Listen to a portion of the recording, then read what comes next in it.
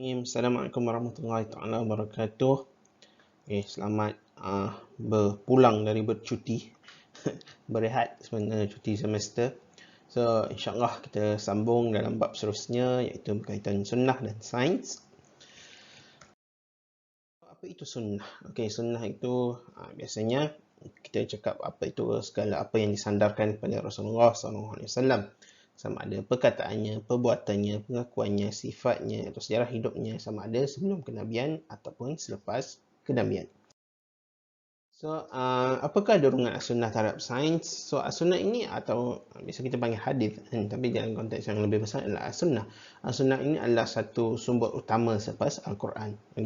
So, as-sunnah ini menjelaskan teori dan praktikal bagi Al-Quran. Sebagai contoh, tentang solat kan, dalam Al-Quran suruh kita solat, tapi bagaimana nak solat itu? So, dijelaskan melalui sunnah, iaitu bagaimana Nabi melakukannya.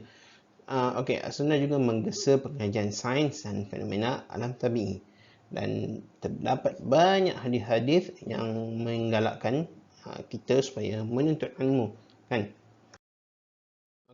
Seterusnya kita tengok tentang amalan pemakanan sunnah. Bila kita cakap amalan pemakanan sunnah ini merujuk kepada apa yang Nabi SAW makan ketika hidupnya lah, ketika hayatnya.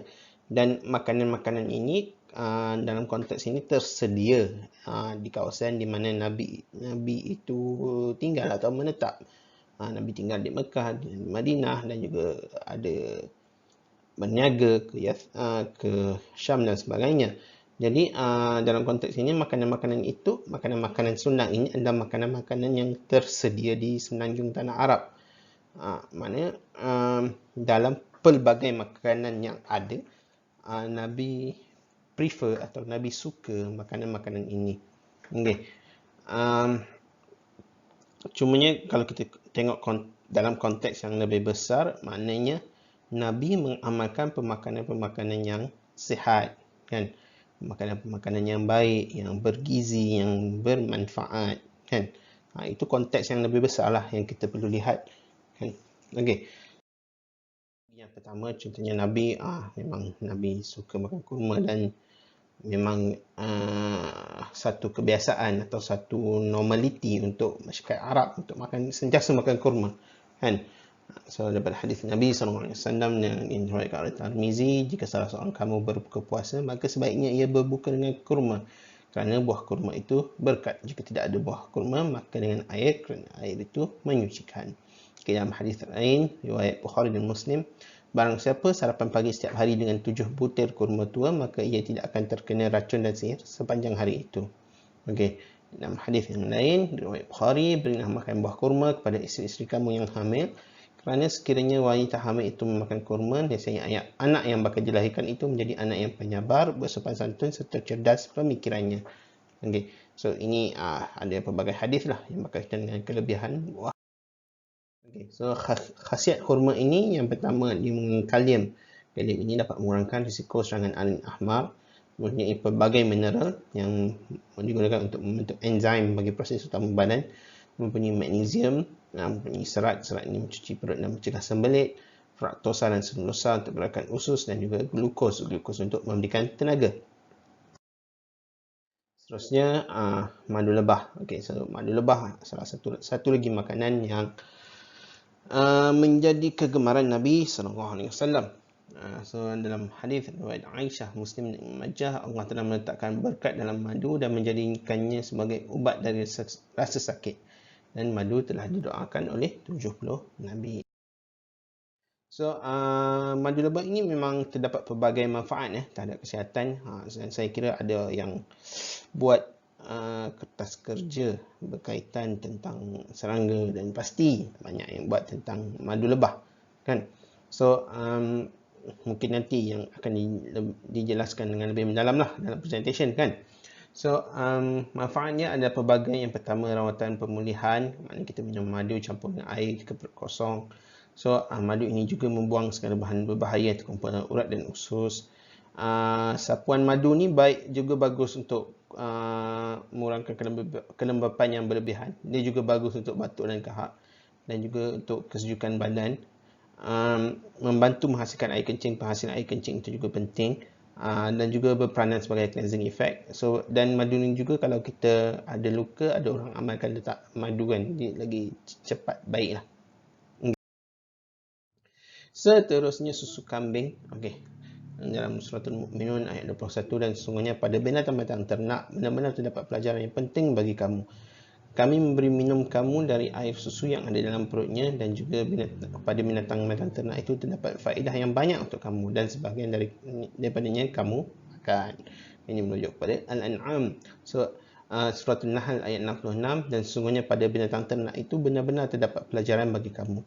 Kami memberimu minum daripada apa yang berada dalam perutnya berupa susu yang bersih antara tahi dan darah, yang mudah ditelan bagi orang-orang yang meminumnya.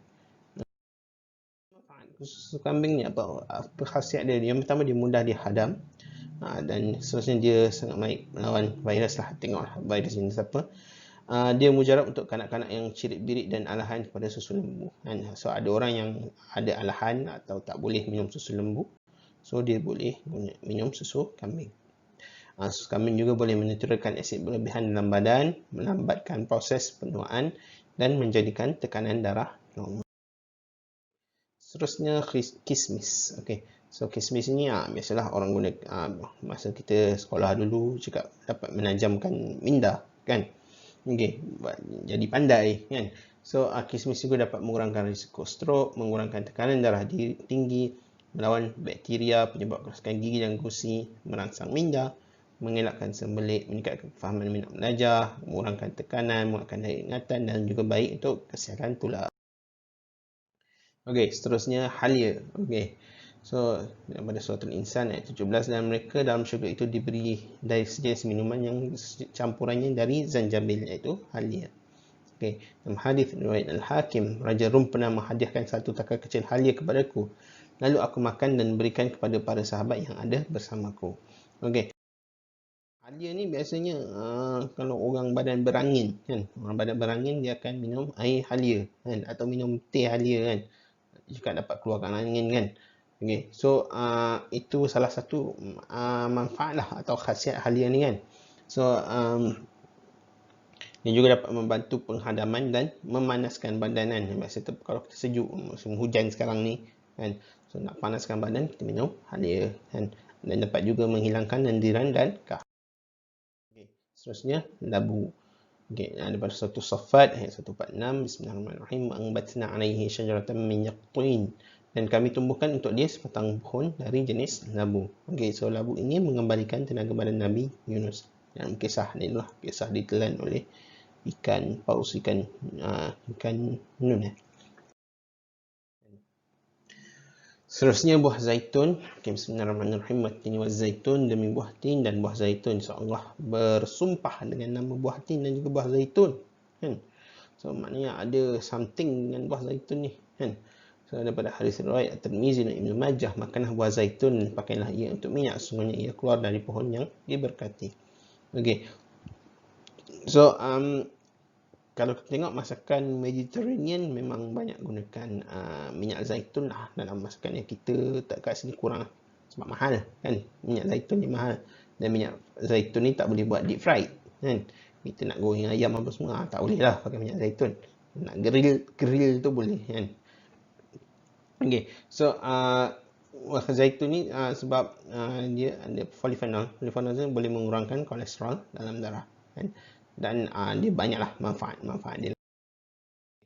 Terusnya buah delima. Okay.